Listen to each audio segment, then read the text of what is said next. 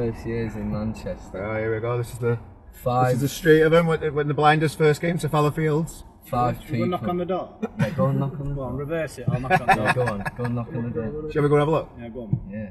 Yeah. I'm gonna film this. What we're gonna do? What we're gonna do? What we're gonna do when they open? Run. Just run. Just reside. That's what we're gonna do, right? Let's sign. That's something here. Which one is it? Yeah, then. That red sign. sign. Red sign to let. We've got a big bite out. Ben Jones when he were hungry coming Look back at from a nice that. There we night. go. There we go. Yes, yes. What we're doing? Have a knock on. Should we knock on? See when they're still trying to break in. We've not changed that yet. Yeah, someone tried to break into our house. Very well, as you can see. There you go. Do you want to knock on? No. Not bothered? No. All right. Yeah. So Doncaster's got like these bands coming through, like yourselves and that kind of stuff. Does Doncaster still feel like home? I mean, we go back there every now and then, and obviously, where your family is something that you'll never leave. Yeah. Your heart will always belong with those.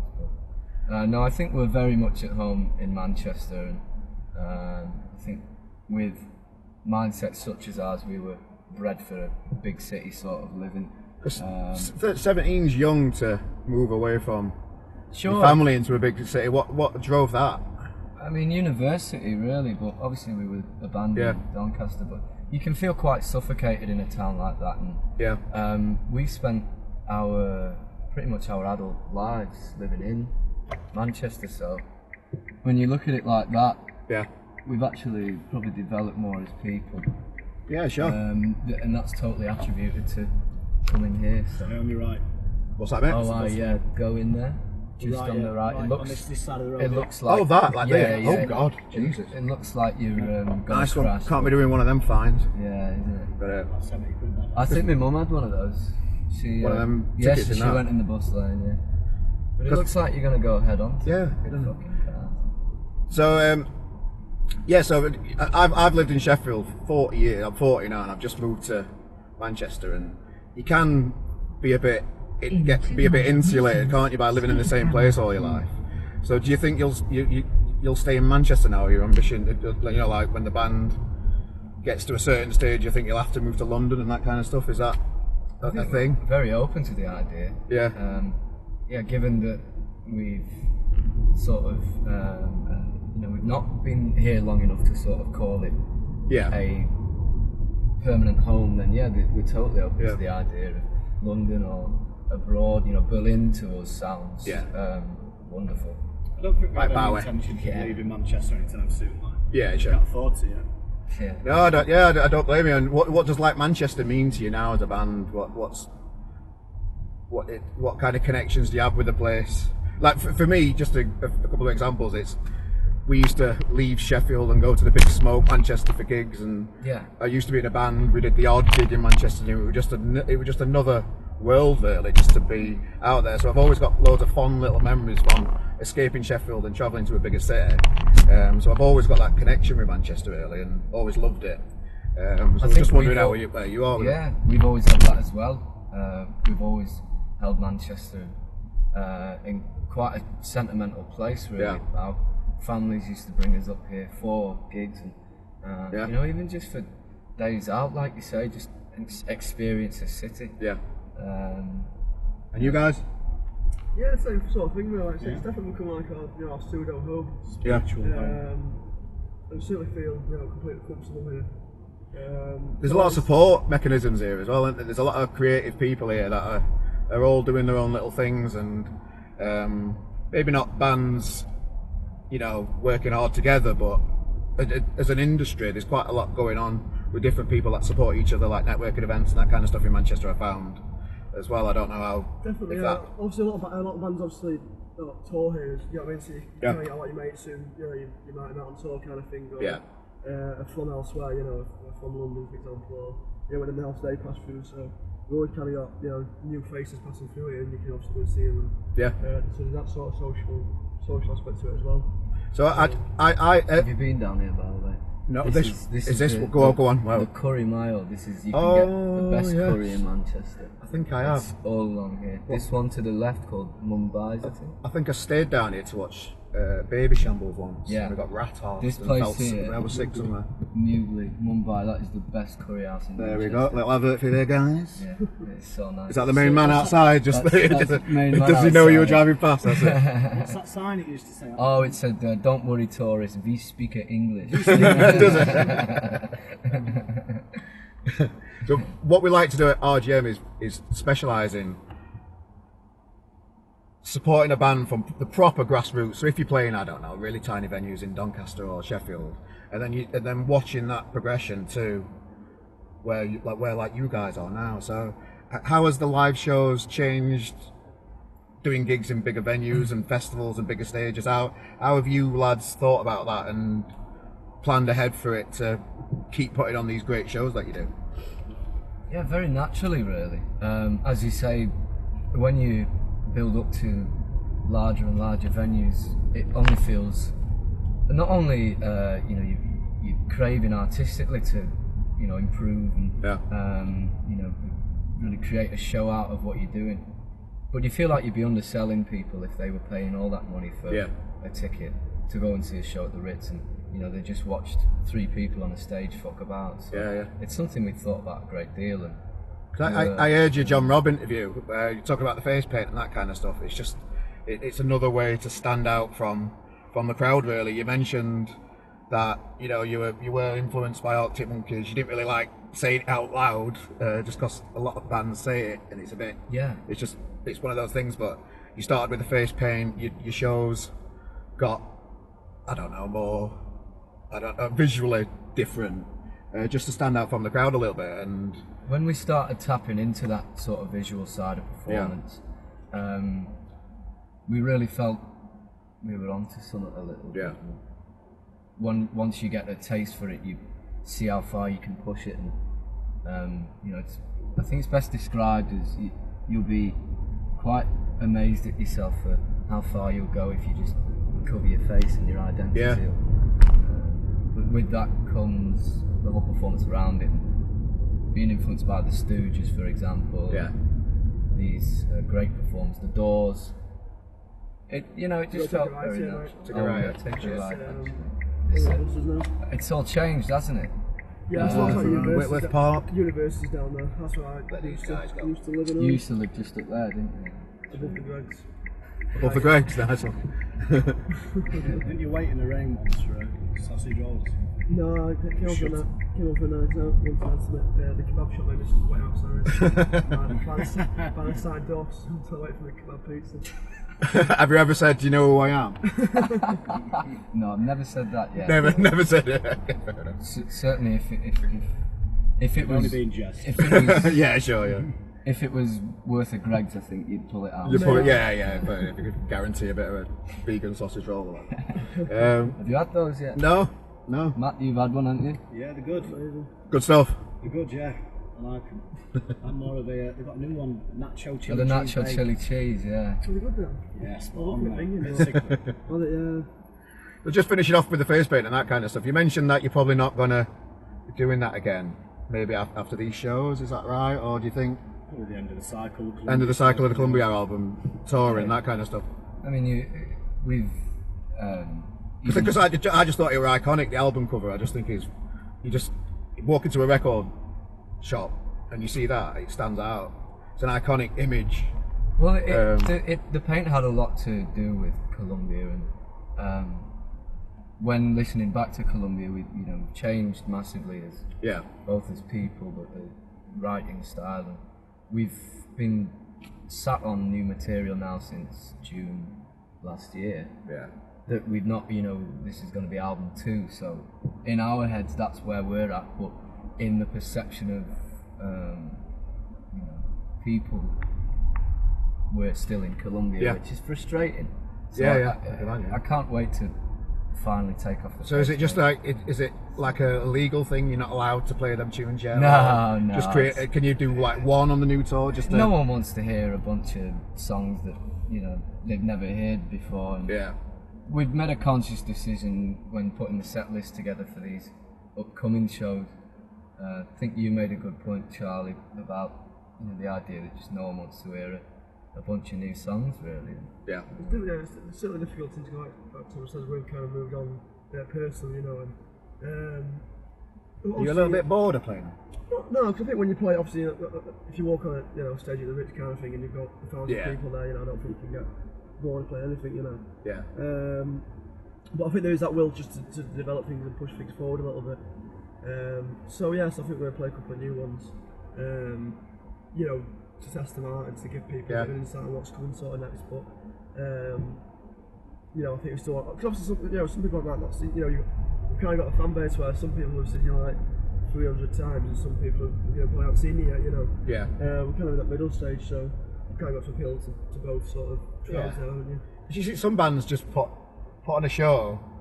They've got a new album out, and they're just playing. Well, it's before the album's come out, and they're playing live songs, and they're playing 90% of the new album and a few old songs, and fans don't like that, do they? It can be frustrating when you. I get it, yeah. From the band point of view, yeah.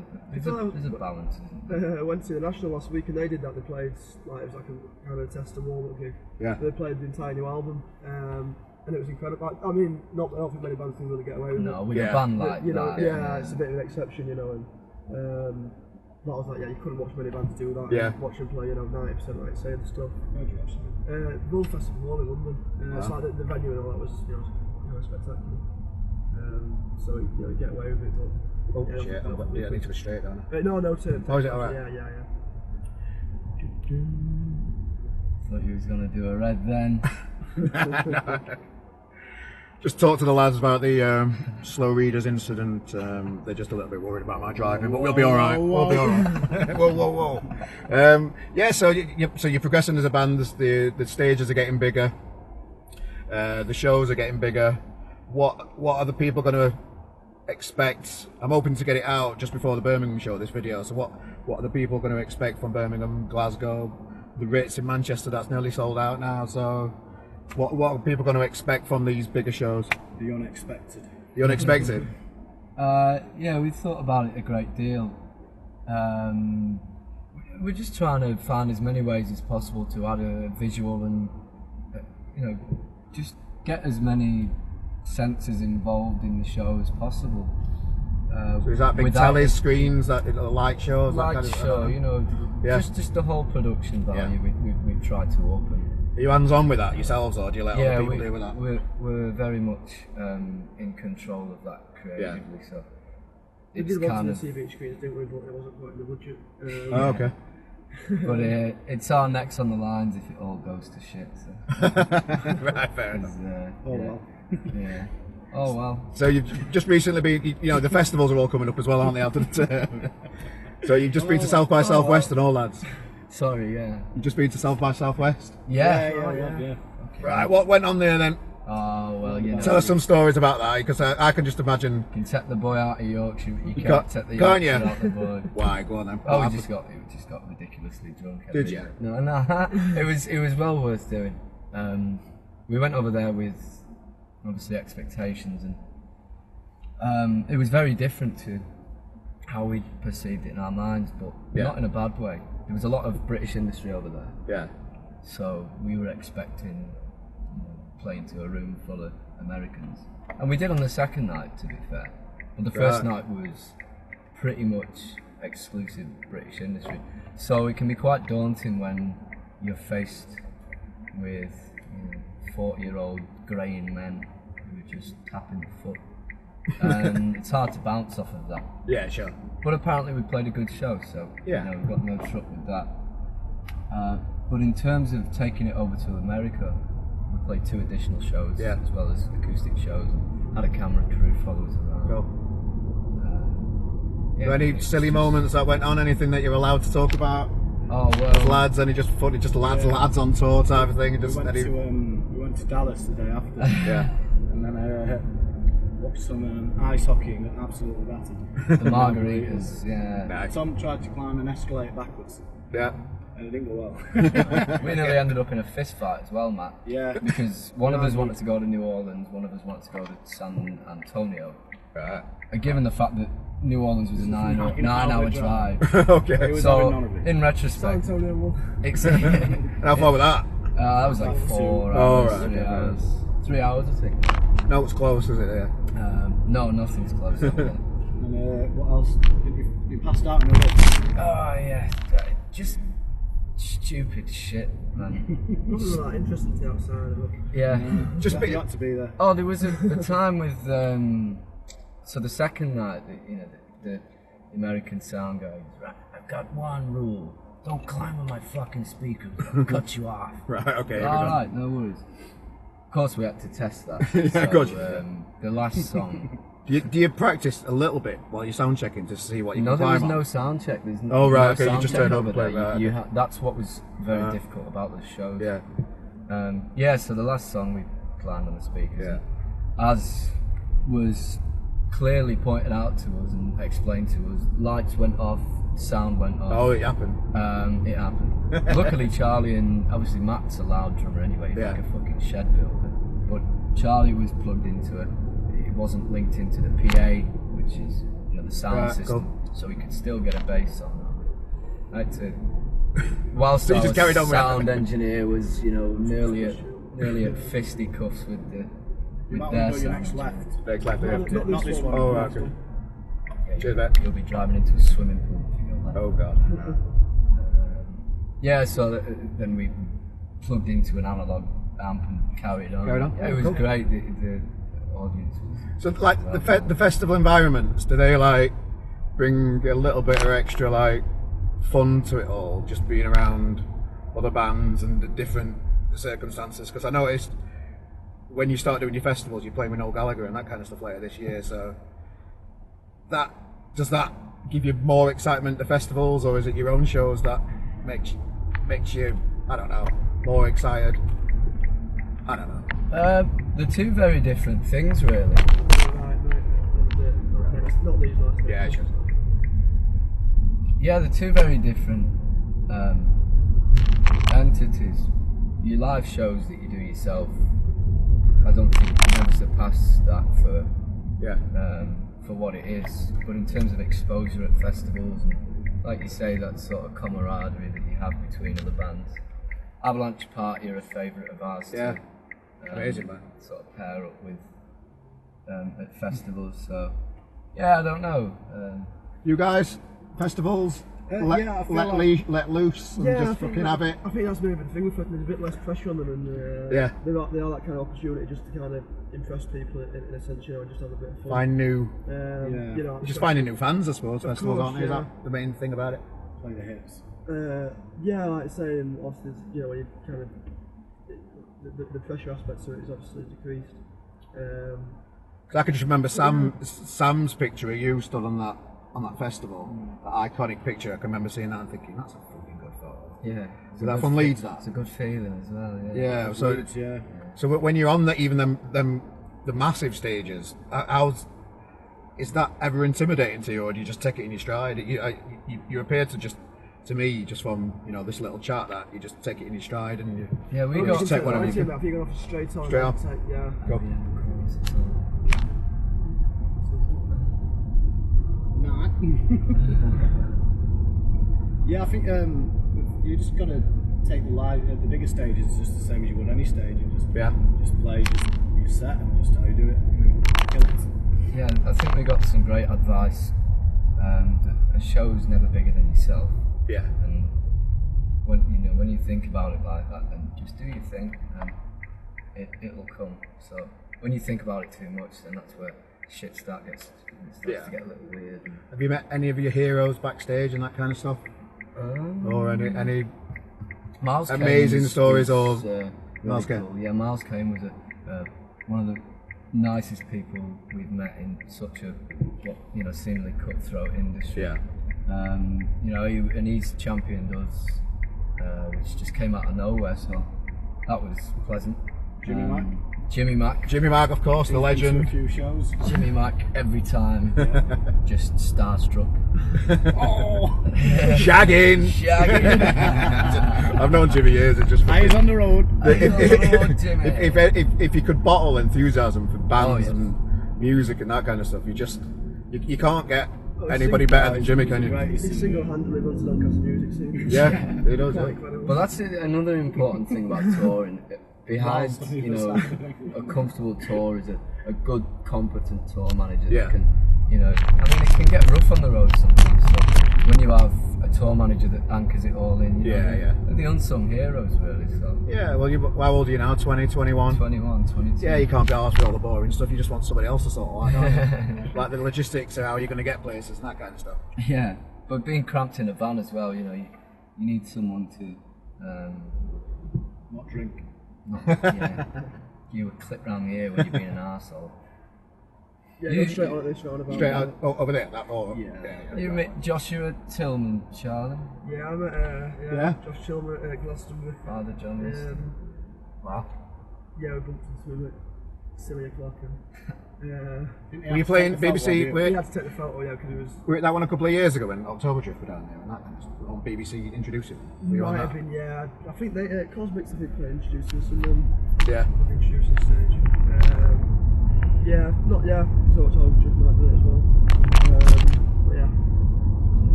So what kind of things do you like?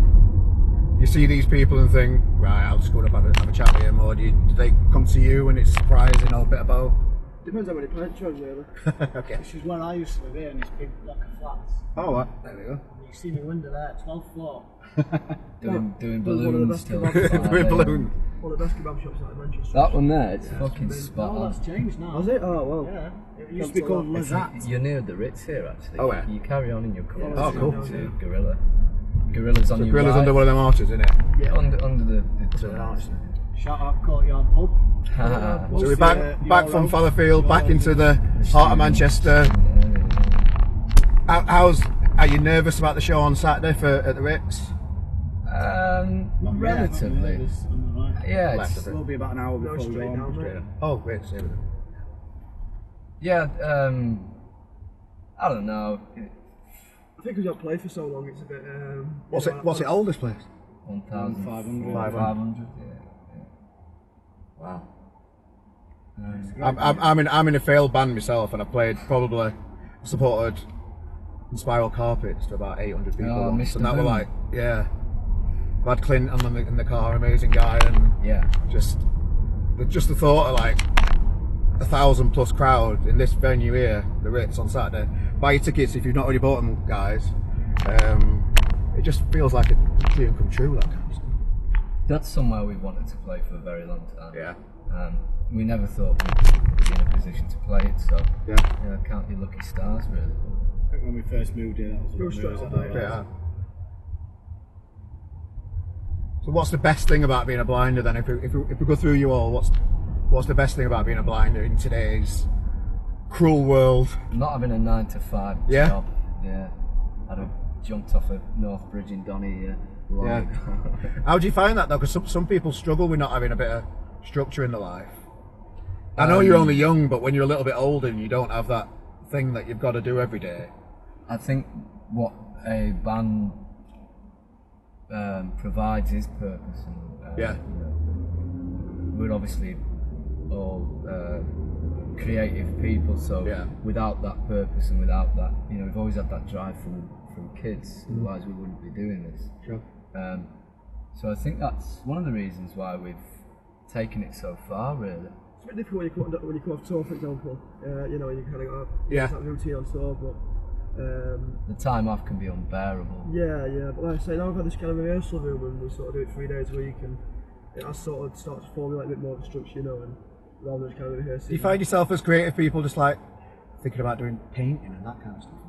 I bought an easel and canvas and oil paints, and I'm yet to pick it up. Right, it's still sat in the corner of my room. Yeah, I can't afford the brushes.